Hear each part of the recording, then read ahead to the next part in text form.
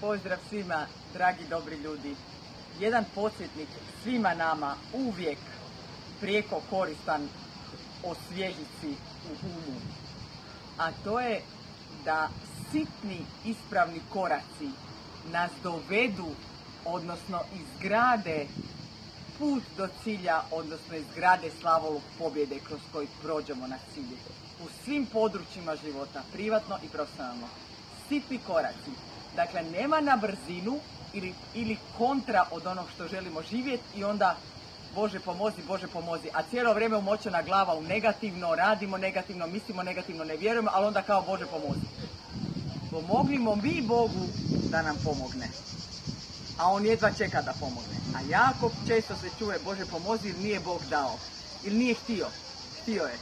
Pitanje je da smo mi htjeli mu pomoć da nam pomogne i koliko smo to što smo htjeli zaista realizirali. Dakle, sitni koraci u svakodnevnom životu, urednom, naprave ono što mnoga slijepa srca kasnije nazovu poklopilo se, posrećilo se i tako dalje. I ne skrećimo s puta tih sitnih ispravnih koraka koji se kao ne vide kad ih radimo, niti se vide rezultati, a ne vidi se odmah ni kad ih ne radimo.